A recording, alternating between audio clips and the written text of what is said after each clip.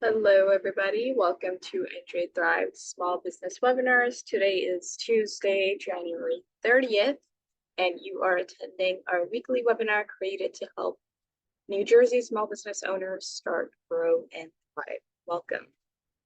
For those who have been attending loyally for the past few weeks or who regularly attend our NJ Thrives webinars, whether they are on Tuesday or Thursday, we always appreciate your support. Thank you so much for attending. And if you are new here, this is your first time or the first few times, we hope you find value in these webinars and we hope that you continue to attend them. All right, so we are NJSBDC. I am your host, Uzma Sheikh, and I'm a consultant here at NJSBDC. That stands for New Jersey Small Business Development Centers Network. That it is a statewide program powered by the SBA, which stands for Small Business Administration, and partners to help small businesses in New Jersey with three main things. Those things are no cost small business consulting, training, and events starting at $0 that just like this one that you're attending, and exclusive small business resources. On the right there, you'll see the state of New Jersey in all the counties. And on some of the counties, you'll see the our SBDC logo. And where in those counties with the logos, where our regional centers are, if you ever wanted to drop in person, say hi, make an appointment, speak to a counselor, you can certainly do that. But to know where exactly the centers are, you'll have to attend NJSBDC.com and find out the exact location. All right, so if you can hear me, see me properly, put a 1 in the chat so I know everyone's okay. There were issues a little bit earlier. If in the meantime, throughout the webinar, the audio goes out, something happens, please feel free to let me know. I will continuously check the chat. Okay, I see responses coming in. You guys are awesome. Thank you very much.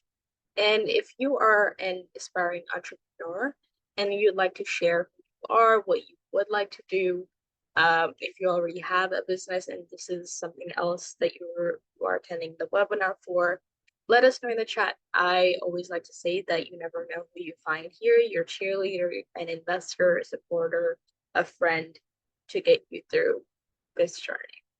All right, moving on. You are attending a series called How to Register Your Business with $0 NJSBC support, $0 NJSBC support, excuse me. I believe this is our 13th or 14th session in the webinar series. And basically, we've created these to provide startup assistance to help the New Jersey's aspiring entrepreneurs start, grow, and thrive. Pretty cool agenda. We have a couple of headlines that we'd like to keep you up to date on. And then we have our presentation from our speaker and then a Q&A session. Going over these headlines very briefly, I will share these links as soon as I'm done sharing my screen. And these are the headlines. They might not be relevant to you at the moment, but if you think they are helpful for someone that you know, a family member or friend, feel free to share these headlines. All right, so this is a press release from the SBA. SBA Small Business Administration announces Empower to grow a revitalization of the 7J training program to enhance small disadvantaged business contract readiness. Improvements to 7J training program comes as SBA releases new data showing increase in contracting dollars for small disadvantaged businesses. So this is a new name, Empower to Grow E2G, and this is for more than 33 million small businesses and the major improvements that are coming. So these are the upgrades, enhancement of the customized one-on-one training tailored to develop critical skill set needed to win government contracts. These are the contracting dollars to minority-owned small businesses that fall under the disadvantaged businesses. Pretty cool, a lot of information on, what amount of percentage awarded to Black-owned, Hispanic-owned, Asian American-owned, and subcontinent Asian. So you can find all the information here. Again, I will share these links in the chat. Second is also a press release from NJEDA, and this is the New Jersey Economic Development Authority. These are some of the most common names that you'll be hearing on your small business journey, and lots of acronyms, so I hope you get comfortable. NJEDA to extend submission deadline for the New Jersey Green Fund, RFEI. RFEI is the request for expressions of interest, and NJEDA does this periodically. They have just extended the deadline for RFEI indefinitely until a formal application is launched. Through the RFEI, NJEDA seeks proposals for NJGF, which is the Green Fund, in New Jersey, support that provide a high-level overview of potential sites, projects, or assets and financing needs. Again, it lists what, who, and any information that you'd like to submit or in the future. Pretty cool. If you'd like to open your business in this industry or in this area, definitely something to check out. Third and last from NJBIA, New Jersey Business and Industry Association. Accounting. So published just yesterday, IRS opens 2024 tax filing season today. So tax season is officially open. Got underway on Monday. More than 146 million tax returns for the 2023 tax year are expected to be processed during this filing season. The deadline to file and pay any tax owed is by April 15th. So not only does it matter for non-small business owners, but this is also very important for business owners, but only if you're a business last year. All right, so those are our headlines. Again, I will share those links. Moving on, some housekeeping rules that we'd like all of us to follow. If you have any questions, please share them in the Q&A box. You will see that right next to the chat box. If you'd like to receive the slides that our presenter will have on screen, then you will have to complete a brief survey, and I will share those links. That link has already been shared. I will share it again. And this webinar is being recorded, so if you have to leave midway or if you'd like to share it with someone, you can certainly do so. Okay, so we have Vanessa Schwartz, who is our NJSBDC consultant, and Vanessa's been doing this session 11 today, registering your business made easy with NJSBDC. So as always, excited. And Vanessa, thank you for this. I will stop sharing. Hi. Good afternoon. Thank you very much, Ozma. I appreciate all that information. Welcome to how to start your business, especially in using the LLC entity vehicle to house your business. I'm going to pull up my screen and our slides today. Okay, there we go. Share. And here we go. Okay. Awesome, we can see it. Everybody good? Okay. All right. Yep. So what to know about starting your new business and creating a LLC?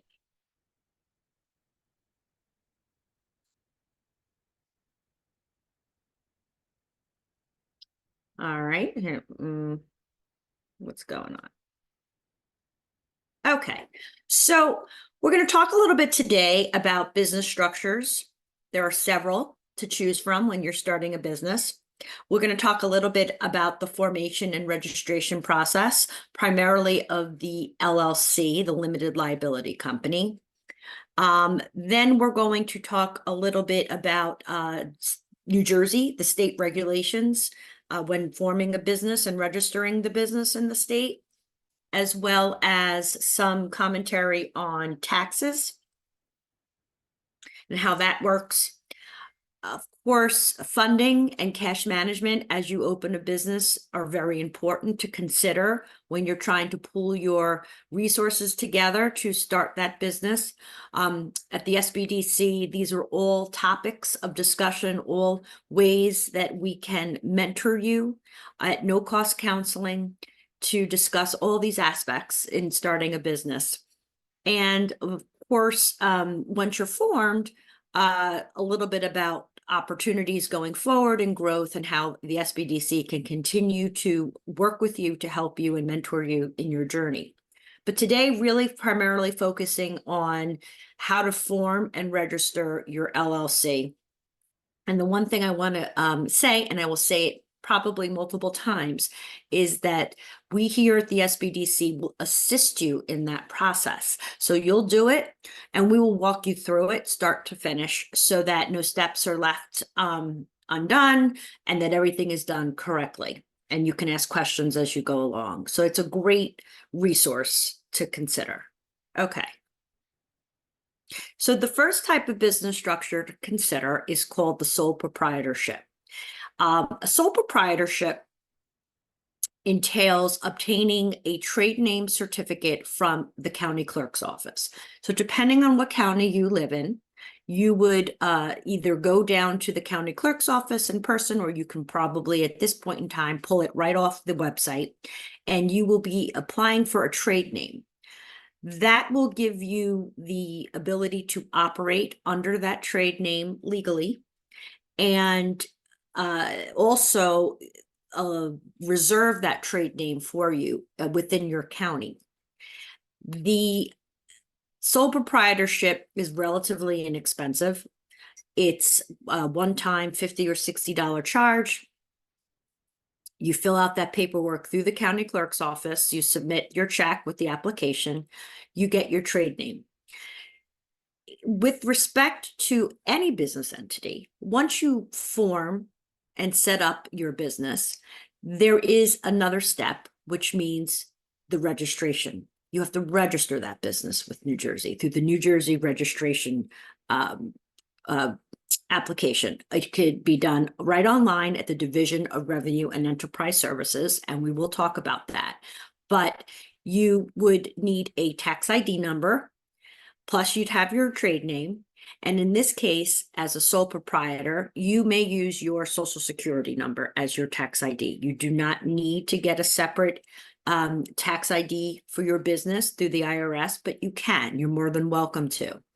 The EIN, otherwise known, the Employer Identification Number, otherwise known as the EIN, is a tax ID number that you would be able to get for your business right at the IRS website online, irs.gov. It does not cost anything. Always go straight to the government website. Don't get fooled to get a EIN through a third party, because you'll see that third party solicitors will charge you money for them to go ahead and apply for your EIN on your behalf. And you would just do it yourself straight from the IRS website. Now, again, you don't have to get an EIN. You are allowed to use your Social Security number. But in this day and age where identity theft is a concern, many people who opt to stay with the sole proprietorship still decide to get an EIN to protect their Social Security number. You're allowed to use a personal bank account. It's acceptable for your business. You don't have to open up a separate business bank account. And basically, any income that you transact from that business would get deposited right into your personal bank account and would get passed through to your personal tax return in terms of reporting that income to the state and to the federal government, just by using a very simple attachment called a Schedule C. The Schedule C allows for you to indicate your revenue, your expenses, and ultimately your net income that you received during the course of the year for your business. And it would then get grouped up into your personal tax return and would get calculated in that way. So a very simple structure, but unfortunately, in the sole proprietorship, there is absolutely no legal separation between the assets of the owner and the business.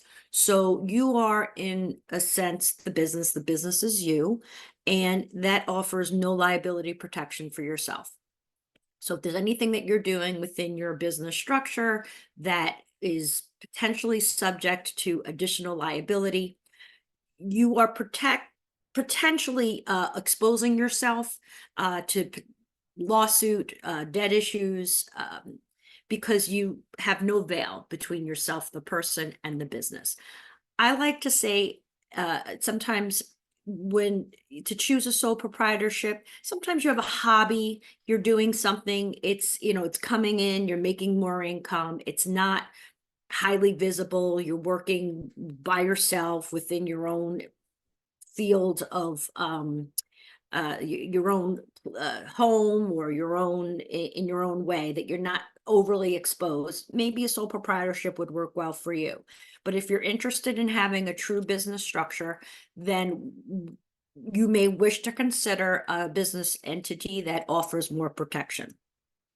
Okay, so that takes us to the LLC, the limited liability company. So if you're thinking of a continuum, it would be the next level of security in terms of protecting you and your assets.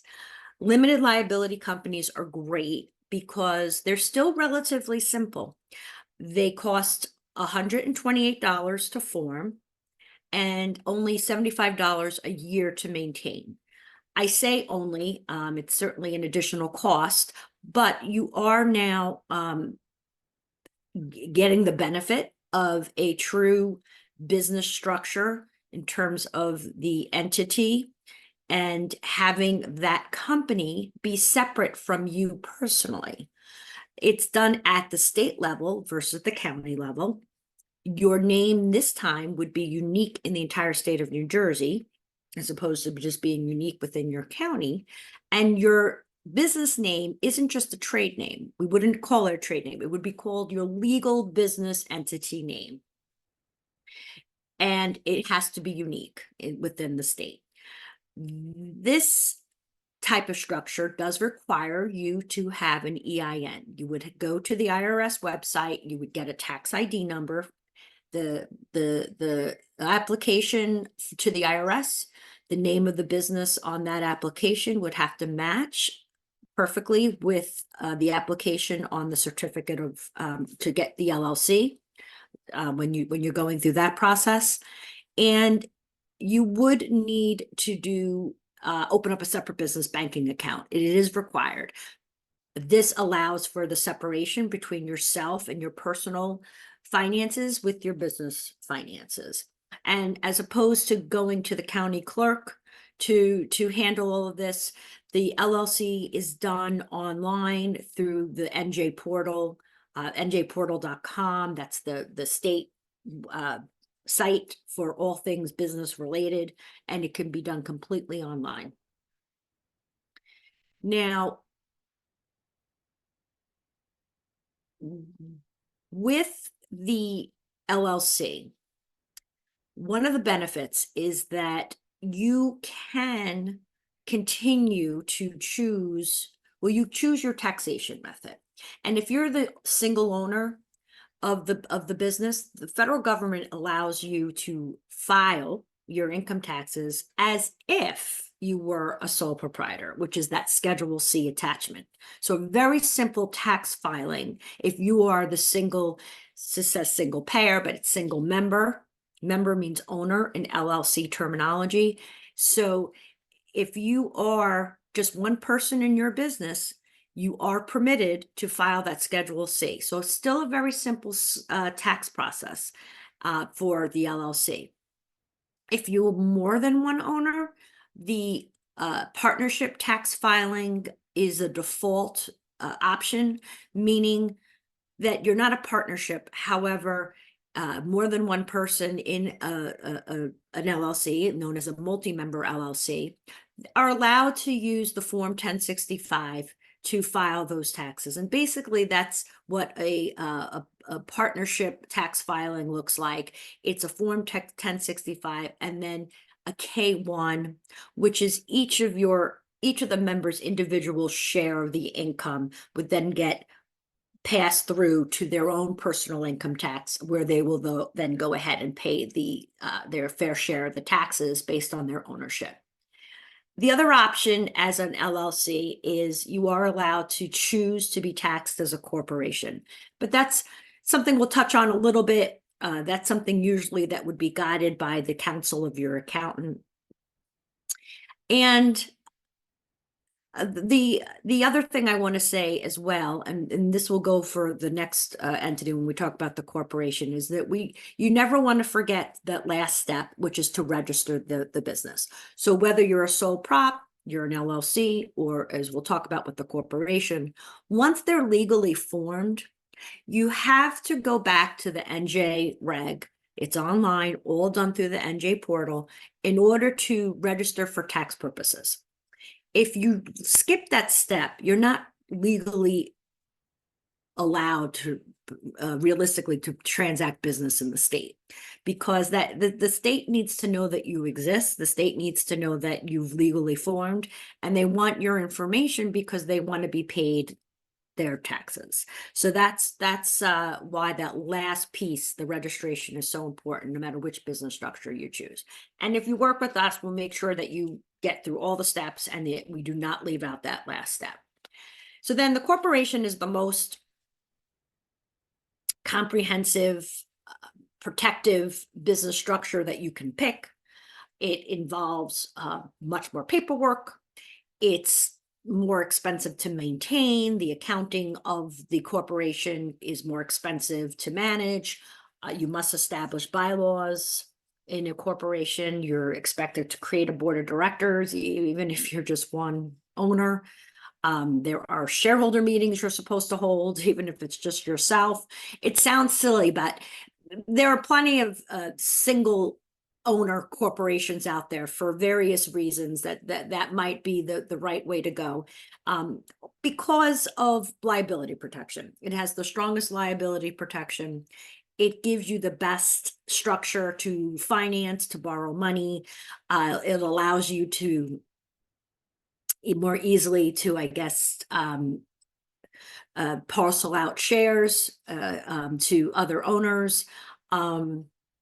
The other piece of that is that if you are in an industry such as contracting or home building or trucking, sometimes there are certain vendors that will only wish to do business with those companies that are in fact incorporated, and a lot has to do with the legal protection that is offered being held within a corporation. Okay. If you do decide to incorporate, you can file for S Corp status. Basically, what that does, and I did fail to mention it on the previous slide, is that the one downside of a corporation is a double taxation. Corporations are subject to corporate tax, and after that tax is imposed, then shareholders are required to pay their taxes on their shares, dividends. So any returns that come after corporate taxes are paid. So it's kind of thought of as a double taxation. And when you're a small business and you're the only person, to be taxed doubly it's a hardship. So there is the allowance to choose to file as an S Corp, which there are some stipulations of who is allowed to do it and who isn't and what that looks like. But for the most part, it allows for a change in tax status, and it allows for the company to no longer face that corporate tax rate. The filing will allow for all the owners to basically just pay their fair share of the income tax on their profits. And the other thing to consider is, I mentioned it prior, LLC owners are also allowed to be taxed as an S Corp if they wish to be. This is once again something that I would consider if you were at a point in your profits that you are being hounded and completely bombarded by self-employment taxes. This may be the time to change to you can elect to change to be taxed as an S Corp. And what I mean by that is LLCs are owners of their company. They're never employees. So you only pay yourself through your profits, and your income taxes are on the profits. And as self-employed individuals, there are a number of taxes that you're still responsible for. since you're not having anything withheld as if you were an employee. So you have your federal, your state, your social security, all that goes in. And if you choose to be taxed as an S corp, you are now allowed to put yourself on payroll. So you're both an owner of your company and you're an employee of your company. And the way that washes out in terms of taxes, it could decrease the burden of your tax number. And okay, so there's paperwork you would have to file in order to elect the S corp choice. So we're going to go back to the LLC. We'd like to make sure that you get it right the first time. One of the biggest problems I have seen is when you pay for a third party to put it together for you, especially if you're small, if it's just yourself. There's a lot of bells and whistles that they charge you for that you don't need, and then they end up leaving out the most important piece.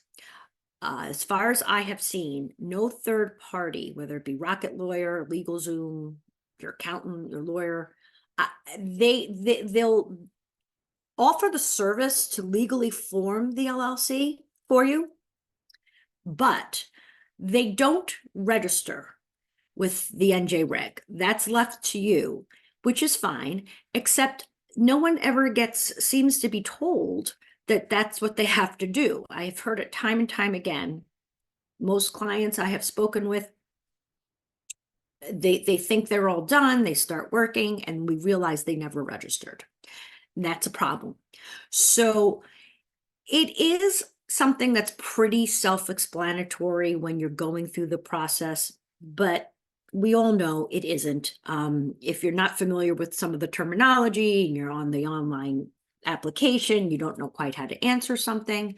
What's nice about here at the SBDC is we just walk you through it. We go page by page. We could do it over the phone. If you would rather attend one of our learning labs and do it in person, we set those up periodically as well at some of our different locations. But the bottom line is that if you have questions as you're doing it, you can ask, and we make sure that it's done correctly. Now, if you're more than one person, you do need an operating agreement. Multi-member LLCs do require the operating agreement. There is some use if you look to an outside party that can assist you in putting an operating agreement together. But honestly, for the most part, depending on how complicated the situation is, the operating agreement is just something that you can draft yourselves. It's something that you would put on paper. You can have a lawyer look at it. You don't have to have a lawyer look at it. But you basically just would want to make sure that everything is outlined in terms of the equity contributions each of the members make into the business, what the profit sharing will be, and ultimately, if the business were to dissolve tomorrow, how would you distribute the assets? So that is something that is needed. We don't necessarily assist you in drafting that. That has a more legal tone to it, but we can give you some guidelines and some sites to go to in order to understand kind of what you'd want in your operating agreement. So we walk you through the process. You make sure you know the terminology.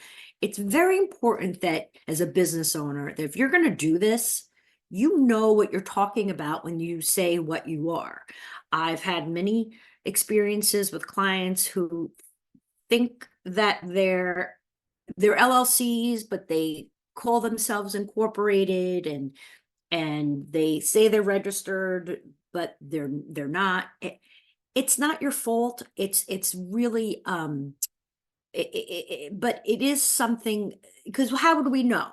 But it is important to understand what it is that you formed, that you took all the right steps, that you know where to go on the state portal to pay your annual dues, to retrieve documents if you need them, understand basically the legal requirements, the tax requirements. Because by doing that, you will be more successful.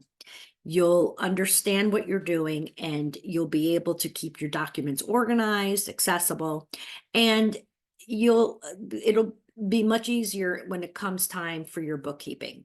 You're understanding what you have to keep track of. Because remember, at the end of the day, you are going to have to pay taxes on your income. And at a certain point, and it doesn't take much, you will be expected to pay those taxes quarterly in an estimated tax situation. So being organized is very important, and that kind of education, we're a great place to come for that. If you have questions and want to learn more about, income statements and balance sheets and accounting terms, we're here to help with that financial literacy, or just, brainstorm also, how you'd like to grow, how you'd like to structure yourself. Consider us a mentor through it all. Okay, so here again, once you've formed, you do not want to forget to register. And I just include the link here. When we're doing it together, it's the third step. We just go right over to the registration. When you go ahead and fill out the survey, you'll get the slides. You'll be able to click on all the links and look through it yourself. There are new federal requirements starting in 2024, and this isn't to confuse you. I don't think it's any thing to be concerned about. All LLC owners are now required to fill out a beneficial ownership information report. It comes from the federal government through the Financial Crimes Network. It basically wishes to know what LLCs have been formed and who the owners are and what your shares are. It's to, I think, help reduce money laundering, shell companies, tax evasion. In the past, LLCs are basically state-formed businesses. They're run out of each state. Yes, you do file federal income taxes on your income from your LLC, but only the states really have that kind of legal information in terms of who owns what, and who the members are, and what your percent share is. And now through this federal online application, they give you about 90 days after you form to go on. They want to see it too. They want to have a database of it too. So when you form your LLC, you'll need your unique name. There's a name search site that you can go through and see if your name is available. You'll need your EIN number, and that free from the IRS. There's some codes that you're required to put in. One is the NAICS code. It's an industry classification code that you'd be able to identify what type of business you're doing. For the most part, I mean, there could be multiple codes that describe your different services, but I guess for the purposes of the LLC formation and registration, one that most clearly identifies what you're doing or your largest source of revenue might be coming from. Then there are New Jersey industry codes. They want you to fill that in as well. It's a way to keep track of what type of businesses are being formed in the state. You'll need a registered agent. You can be your own registered agent. The state, New Jersey, allows you to be that person with your information. Basically, the state has to have a name and a address that is in the state and is accessible.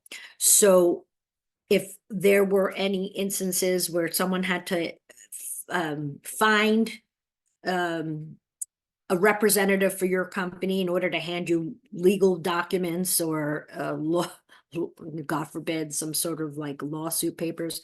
That's why they want to make sure that there's a real person and an address. Now, if you don't want to be your own registered agent, you can hire a registered agent.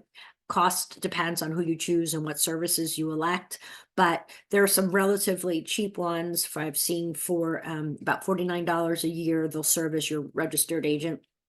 All you need for them to do is serve as your registered agent. They'll make sure that they either digitally send you any mail that comes from the state, and they'll represent you in terms of, they have the address. They're legal registered agents. They're allowable.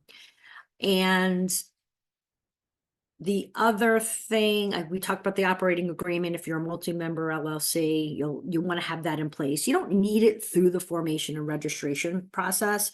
It's not that like nothing comes up that says, please upload your operating agreement, nothing like that. But when you go to open up your business bank account and you're a multi-member LLC, chances are the bank's going to ask to see it. And then it's a debit or credit card. It's an online payment. It's $125 plus the processing fee to form your LLC in New Jersey.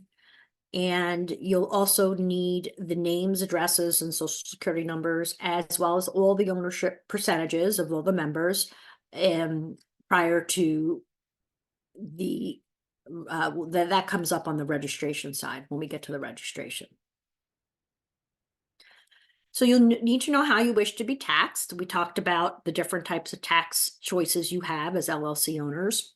You'll need to know if your sale of your goods or services are subject to state sales tax, and if you're eligible to make your exempt purchases. So if you're selling goods, chances are they are subject to sales tax, but obviously there are exceptions, clothing, for example. And if you're selling services, usually they are exempt from sales tax, except when they aren't, which is there are a number of services that actually do require sales tax, housekeeping and cleaning services being one of them.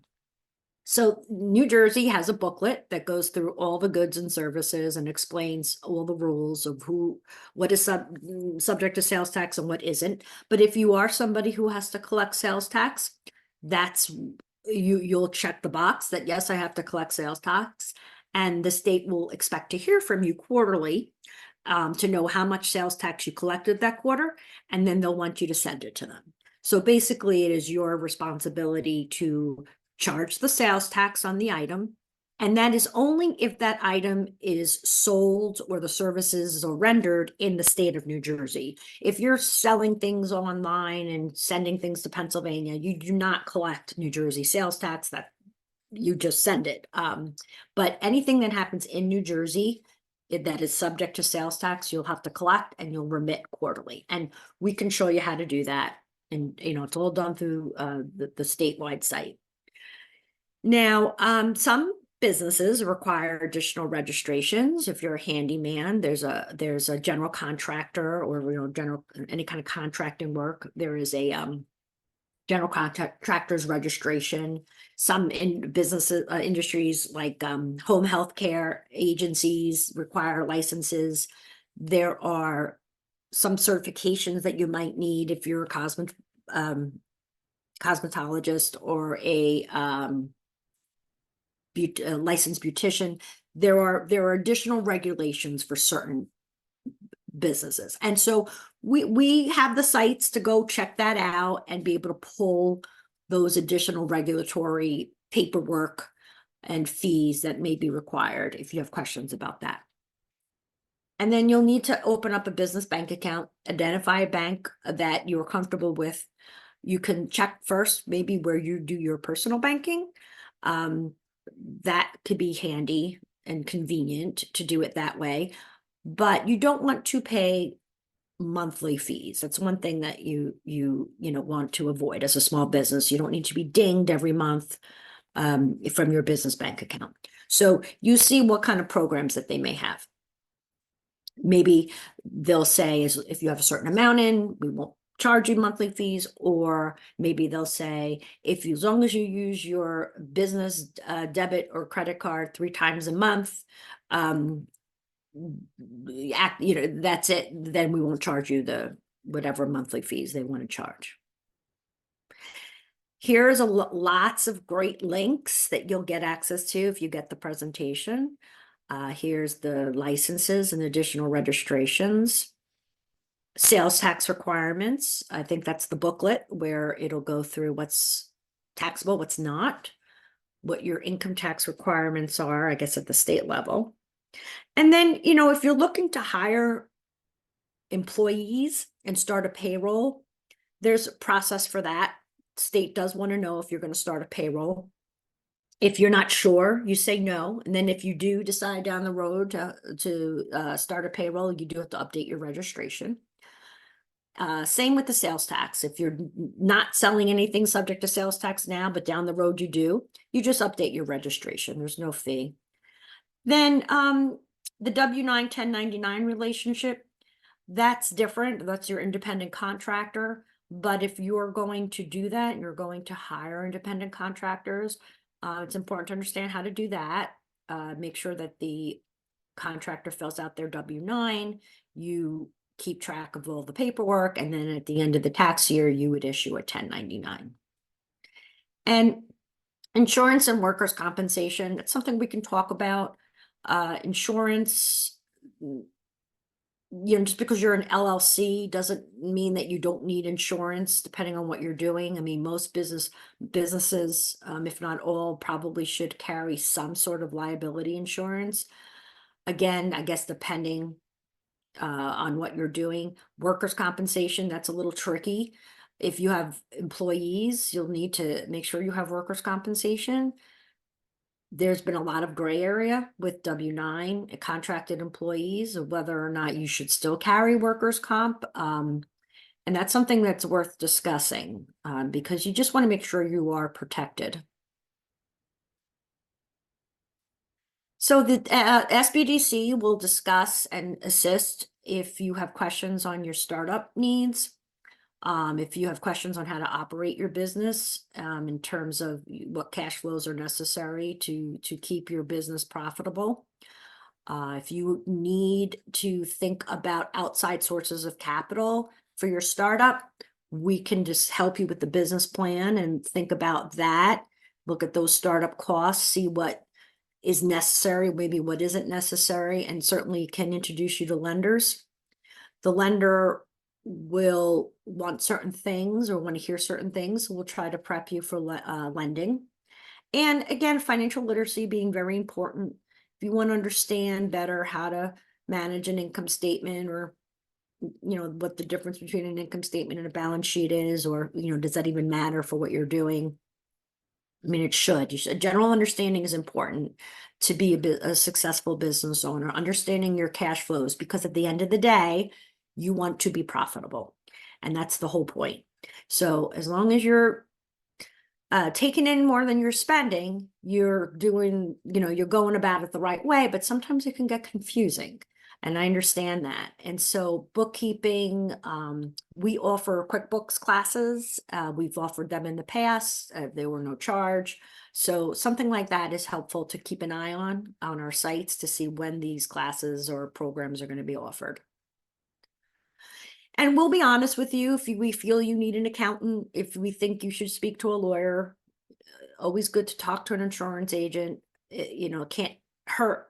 Someone said, oh, they're just going to trying to sell me insurance. Well, yes, but they're going to educate you along the way. So always good to know. You don't know what you don't know, and they know. So, take it with a grain of salt or compare insurance agents, but it's good to know what resources are out there for the small business. And we here at SBDC, some of our counselors have more of a social media marketing background. And so some of the, for your counseling isn't so much financially related, but you really need help with your social media or questions about advertising or marketing, you can ask to be assigned to a counselor where that's more their thing. I just want to add here that the SBDC could help you attain your state certifications if you're looking to become a small business enterprise or a minority woman-owned business, with veteran-owned business in the state, and LGBTQ plus owned business certifications. So that's something we walk businesses through all the time. And if you have questions about procurement and government contracts, we have people here that can, talk through that as well as the lending and what the state resources are for any grants or programs. Usually lately that's really been coming through with the NJEDA. They offer a ton of financing options for small businesses at any given time. And we're always here with our educational programming through our website. So just, think of us as a resource for starting and growing your business. And then with that, basically we'll turn it over to questions, but over here, I want to explain what you're looking at. So the top QR code and link is if you're not yet formed, you still, have to form your LLC, you want to register your LLC, that's where you would request counseling. If you're already in business and you want counseling, then you would use the bottom QR code. And if once you get the slides, you'll have access to the links, or you could just click the link. So I'm going to come back to this screen for anybody who's needs it. We're going to leave the screen up, but I just wanted to say also, if you're in the Elizabeth area, we're looking to do an in-person learning lab on February 21st, where we'll be forming and registering businesses in person. Once we speak to you and you're vetted and we know you're ready, that is something that we're going to be advertising. We'll probably send a flyer out, but again, right now, this one is going to be in Union County in Elizabeth. So if you're in that neck of the woods and you're interested, just keep in mind that's going to be February 21st. You can inquire, or you can click on this link as a Google form to sign up. And I can turn it over to questions now. So before we go right into the questions, just a couple of reminders for everyone. This webinar is being recorded. It will be available on our YouTube channel as well as our video library in 1 to 2 business days. Just keep an eye out on those. And you'll be able to view them directly on there. Also, if you'd like to receive these slides that Vanessa has up on her screen, all you have to do is complete the brief survey, and it's a Google form. So once you complete that, it will be on the submission site as the link, and all you have to do is click on that link and you can view you can also click on any of the hyperlinks that Vanessa shared. For example, the learning lab link. Oh, and we do offer counseling and webinars in Spanish. So if you'd like to form your business or receive counseling on any other topic, and you'd like to speak with a Spanish speaking consultant, then you can certainly request so at the assistance site. All right, so we have questions coming in. First question, we'll go through the questions in the order that we received them. First question is from Anonymous. They say, I already have 2 LLCs up and running, but I thought today would be how to register as a certified small business. Anonymous, we do have other webinars. If this was not something that you were looking for specifically, we do have in our video library where you can find other webinars. And if you'd like to speak with Vanessa and her team, you can certainly do so at njsbdc.com/startup. I mean, I can address that just minimally. Yeah. Just in the New Jersey, if you Google uniform certification,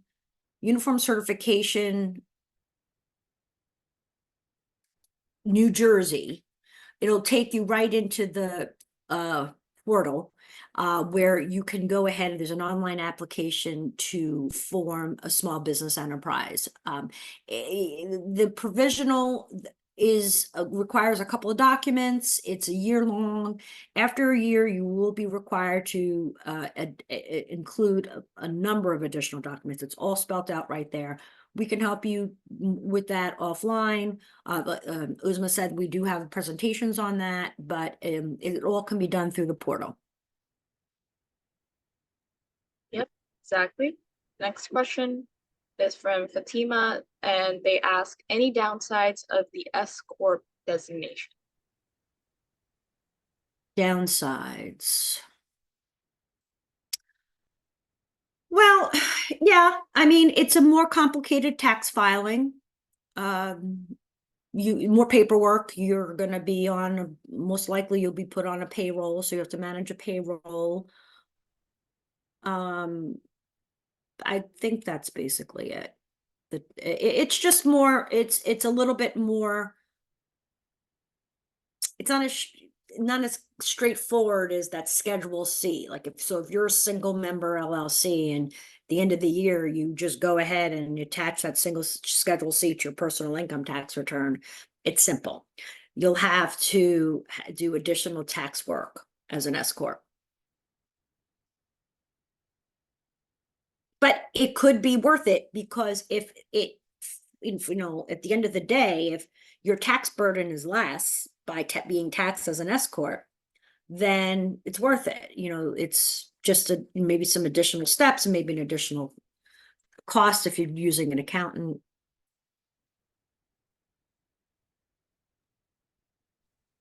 For that.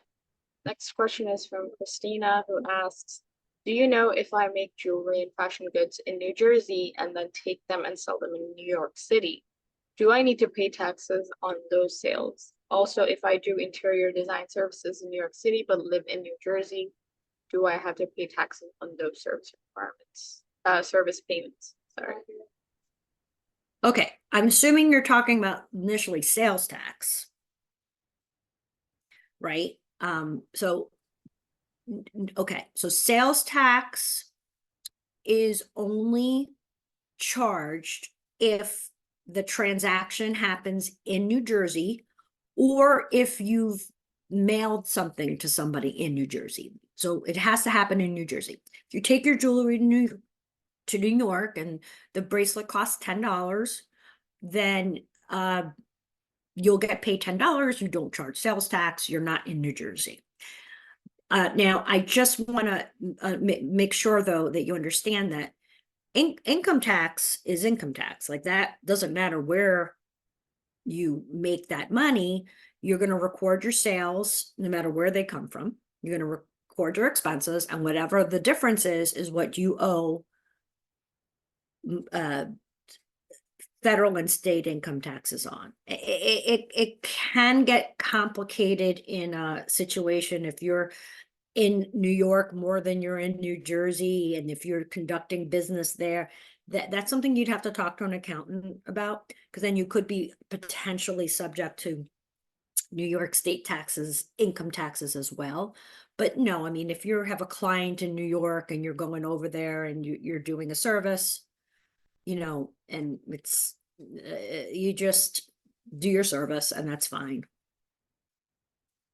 If you set up shop in New York and basically are in New York all the time conducting your business, then there is probably they could call for you to register as a foreign in New York, and that just means that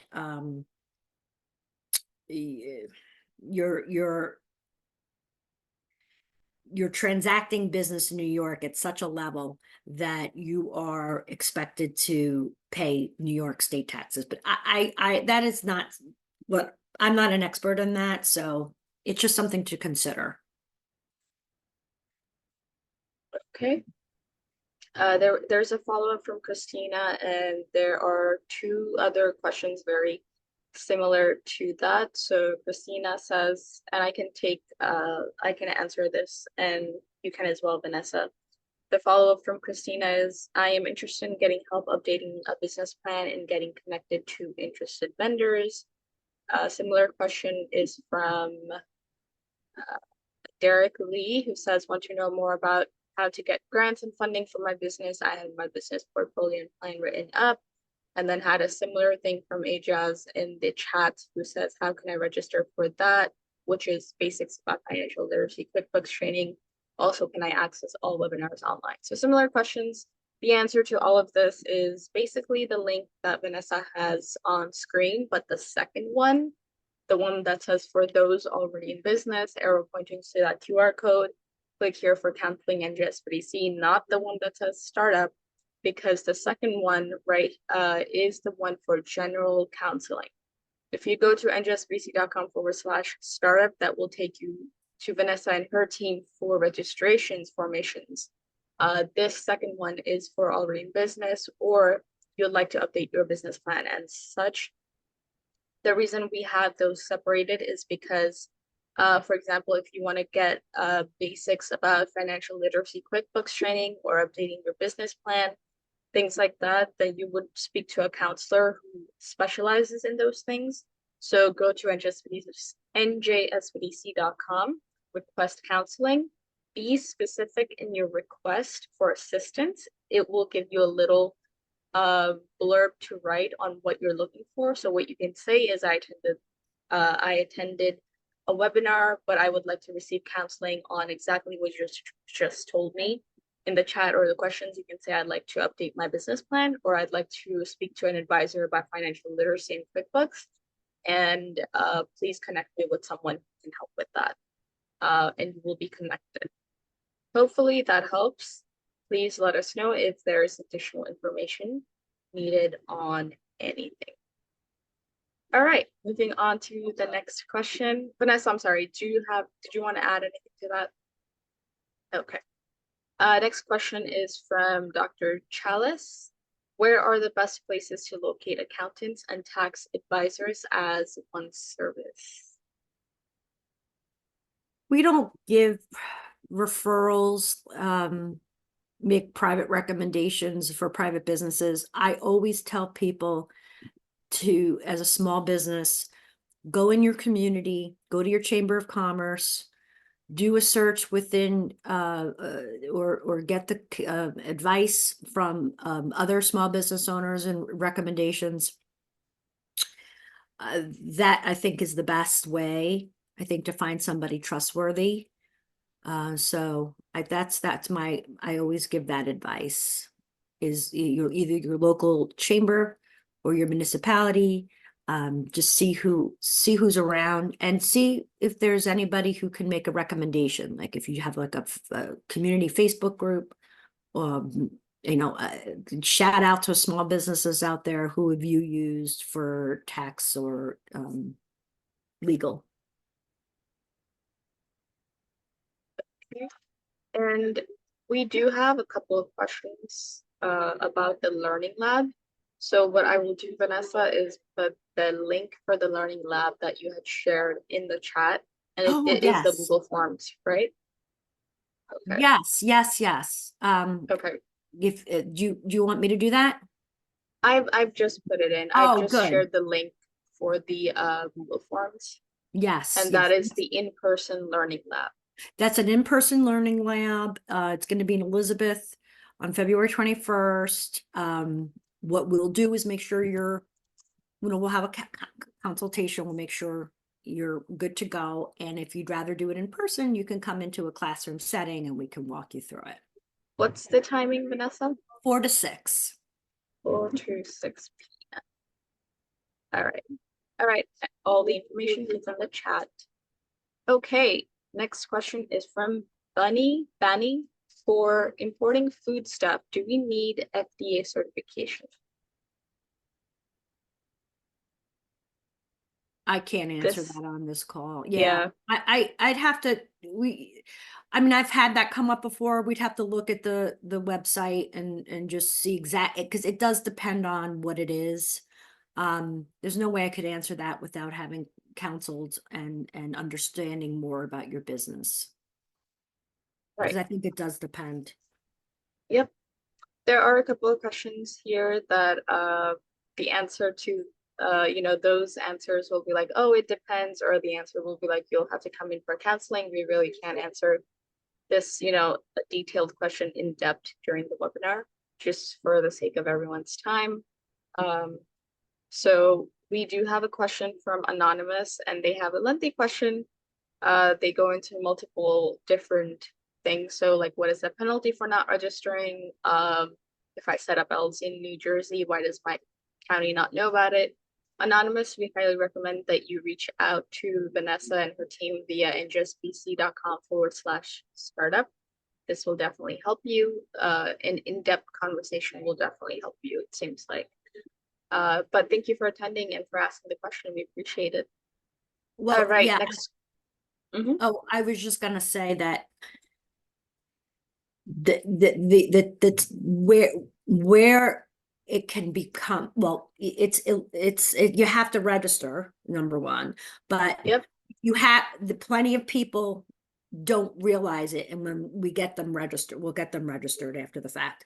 Where that really potentially could become a problem is, I guess, if you were potentially audited, or if there were any kind of, like during COVID, when there were all the state programs that came out to help small businesses, the first thing they did was ask for your business registration. And there were people that thought, well, I have an LLC, I've been operating, but they didn't have a registration, so they weren't qualified to get the funding, which was horrible. So there are certain times you might be prompted and asked for a registration certificate. And if you don't have one, then it becomes a problem. I'm sorry, Uzma. No, it's completely fine. Appreciate the input. Our next question is from Beer. I'm sorry for that pronunciation if that's wrong. Beer asks, so for an LLC, you don't need an operating agreement, or you do need an operating agreement only if you are a multi-member LLC? So if you're a multi-member LLC, you need an operating agreement, definitely. I've seen on web pages and explanations about LLCs that say, or even if you go to LegalZoom and you're one person, they say, oh, you need your operating agreement.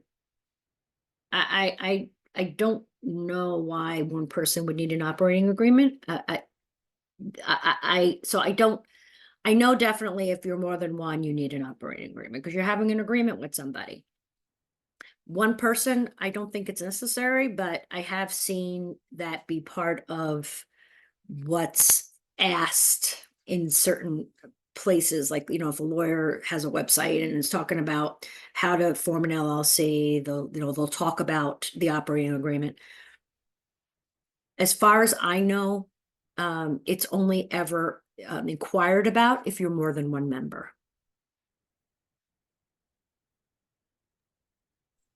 Understood.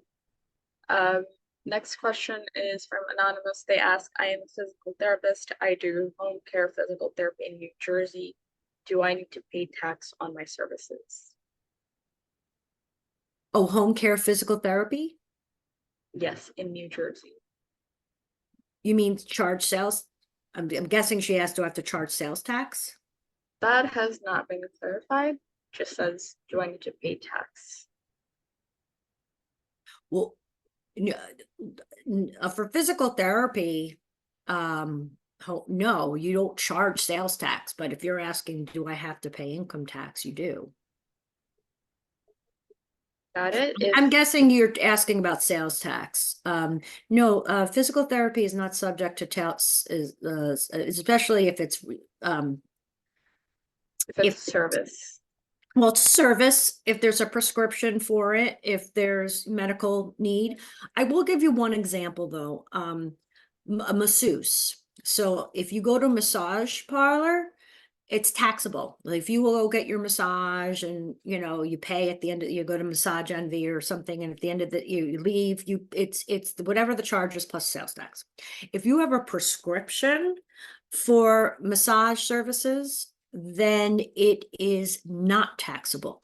Now, whether that's the case for physical therapy, if you're doing elective work on somebody, that could be subject to sales tax. But when you say physical therapy, I think that somebody is, my mind, I think about somebody doing physical therapy because it's required medically.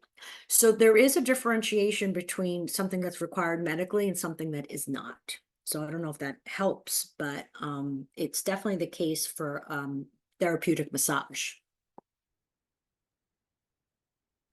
Thank you. And Anonymous, if you need further clarification, please request counseling. Next question is from Charles. I'm sorry. Or take a look at that tax booklet. It's outlined. Oh, yeah. Yeah. Yep. Next question is from Charles. I have recently reactivated and formed my LLC. Can I get counseling regarding federal subcontracting through the SBA? Well, you can certainly make an appointment. We could talk about contracting.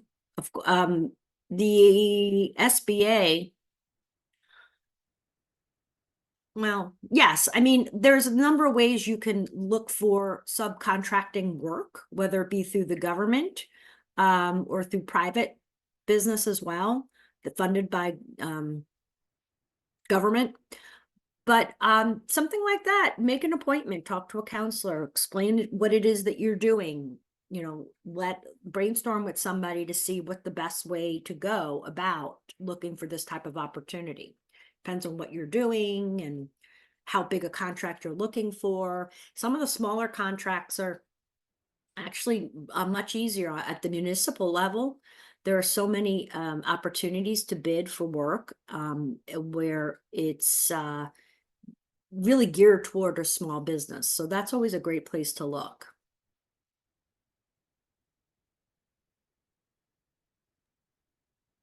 And also to clarify, Charles, besides, so our services are not limited to formations and registration.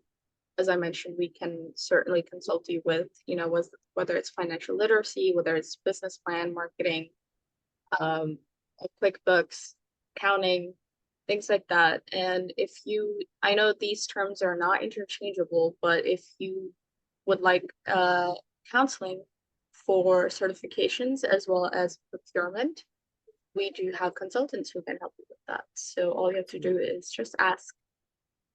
All right, next question is from Anonymous. Is a C Corp the best way to start a business with multi-partners? Is the LLC the best way to start and then expand to a C Corp?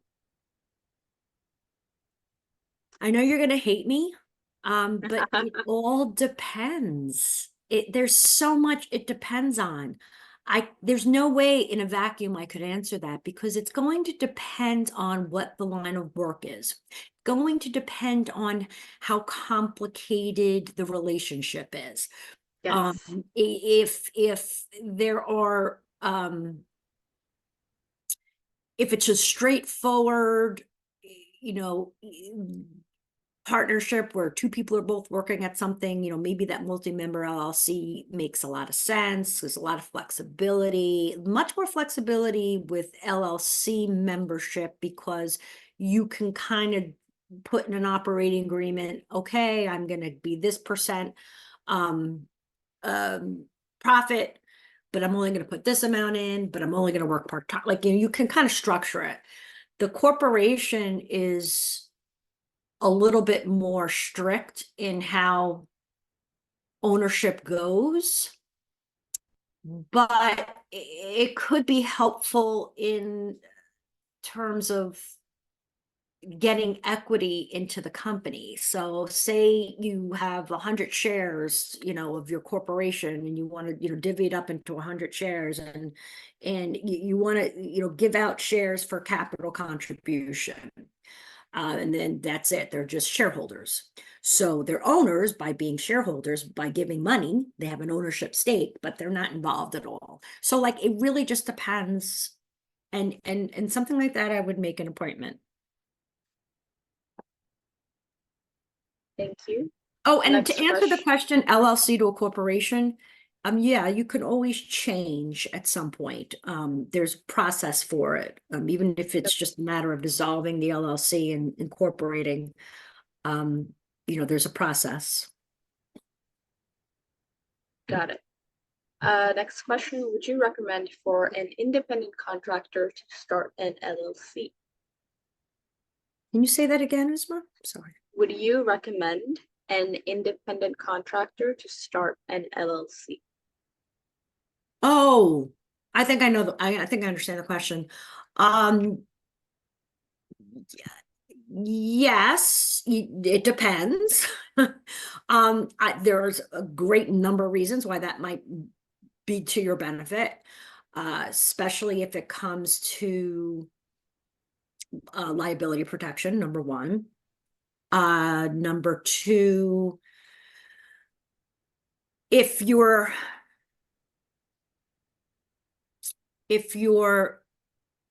looking to grow those services or have an umbrella of services under one business as opposed to multiple businesses, it might be helpful to be under the structure of an LLC.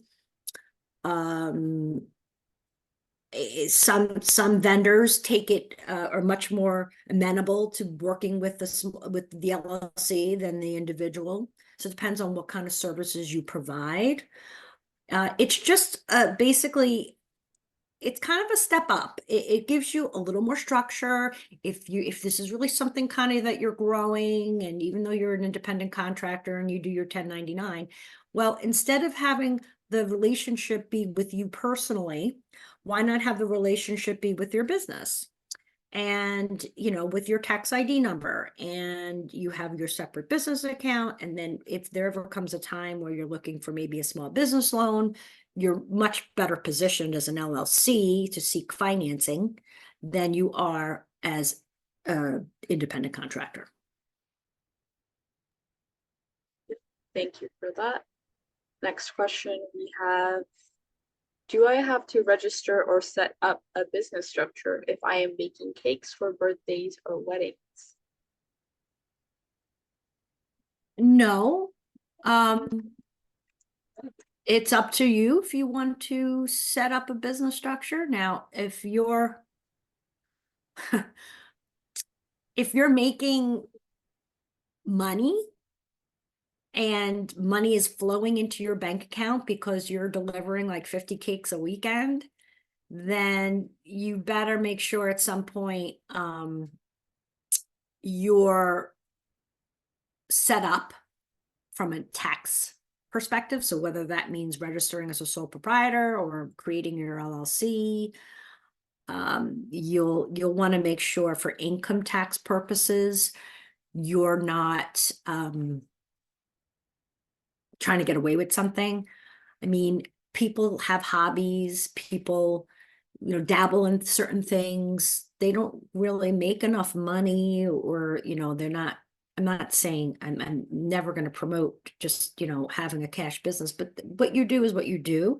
At a certain point, if any business becomes really financially to a situation where it's affecting your income and you're making money, you got to be careful that the IRS doesn't get wind of it, and they're going to want to take a piece of that, because you should in fact be paying income tax on income.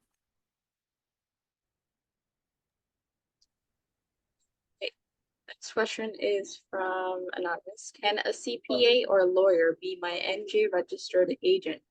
Can a sister or a family member be an agent, even if not part of the business? Anybody can be your agent if you ask somebody. Well, let me rephrase that.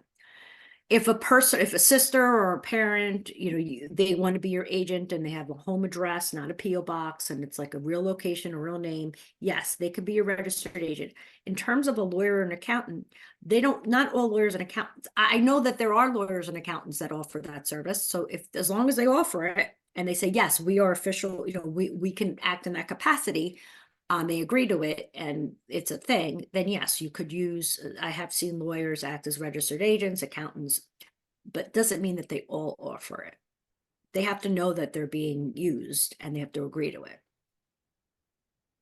Got it. And last question is from Nashma, who asks, are educational services something that should charge the service with a sales tax? Like educational service, I'm going to think like tutoring. No. If you're talking about tutoring, classes, educational services. I guess it depends on what you're doing. If you're selling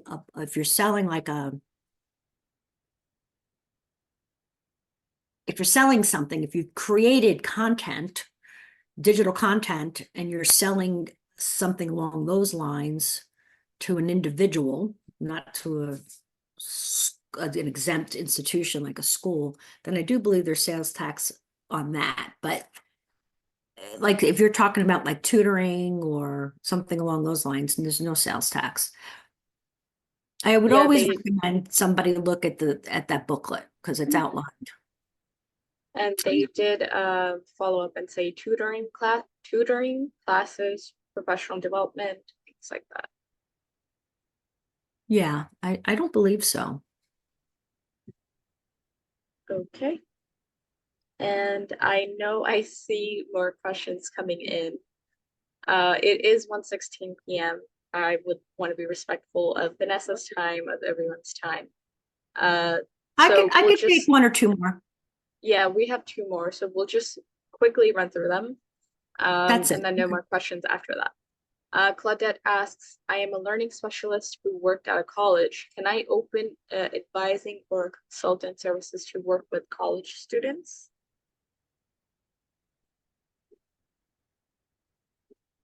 I'm not sure of the question. I mean, I'm sure you can. Are you talking about doing that in the capacity you're already in, or just separately?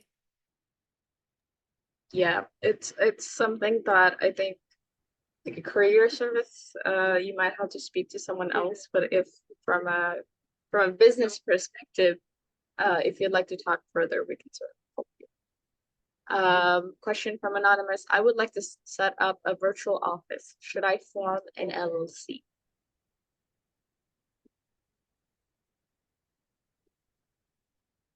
Not sure about that question. And I'm not Looking sure I for understand the details. question. You you can always I mean, if you have a business and you want to form an LLC, you can form an LLC. There you go.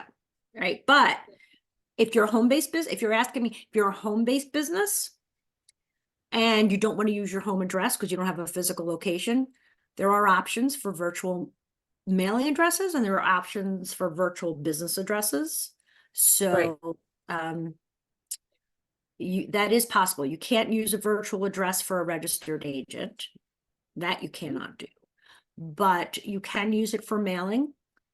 And for physical location, it's a little gray. In New Jersey, you want to make sure that it's one of those virtual business locations that are like in an office park, or, I mean, it can't be a Staples, because sometimes you can do virtual mailing to like a Staples. But if you're looking for using a virtual actual physical business address instead of your home address, because you're a home-based business, there are some options, and highly recommend that they be through some of these co-working spaces. They do virtual business addresses, or office parks. I've seen them as low as potentially $14 a month for one of those.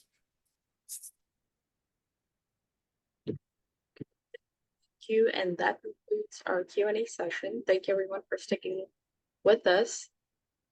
What you are seeing on your screen, hopefully, is my screen, njsbdc.com. That is on the webpage, njsbdc.com.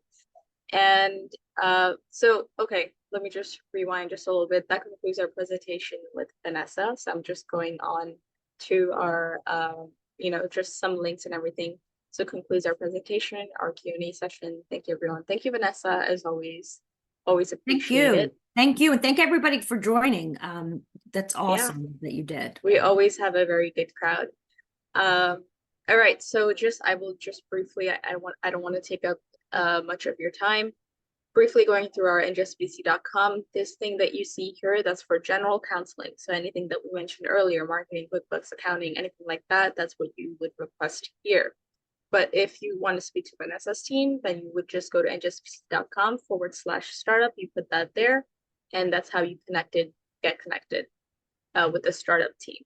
I think that our website is a great resource. We have blog posts, we have podcasts, we have our video library, we have topics, many different topics. So if you have like 2 to 3 minutes or 5 to 10 minutes, check it out. I want to point out that if you go to the events tab and go to our video library, and there will be a pop-up that happens that will ask you to register for our newsletter. And I think it's a great thing to do. You should register for our newsletter because it keeps you up to date. Here we go. Put your email in and you can stay up to date with anything that's happening within our network. So there are hundreds and hundreds and hundreds of videos here on all sorts of topics, whether it's R&D, commercialization, whether it's essential small business resources, whether it's life insurance, how to start a successful business from zero, QuickBooks, accounting, marketing, anything like that, we have that available. So this webinar recording that you are part of, this will go on to this video library, also available on YouTube. And if you go to statewide events from the same tab, it will take you to all available and upcoming events, whether they are online or in person, whether they are $0 and free, or whether there is a fee, whether it is in Spanish or in English. So we highly recommend that you check everything out. And that concludes my little pitch for where you can find our resources.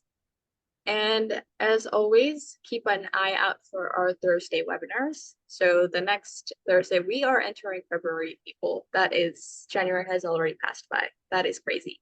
So February 1st, Thursday, we have Empowering Small Business Owners celebrating Black History Month. That is celebrated during the month of February. So come celebrate with us. And you can scan the QR code to register, or just go to the page that I showed you to register. And that concludes our webinar for today. We are here to support you. We have been in existence for 45 years, and we have helped 15,000 plus small businesses in New Jersey grow, start, grow, and thrive. Thank you for attending. I look forward to seeing you all on Thursday. If not, always keep an eye out on our video library. Thank you, Vanessa. Thank you, everybody. Take care. Have a great day.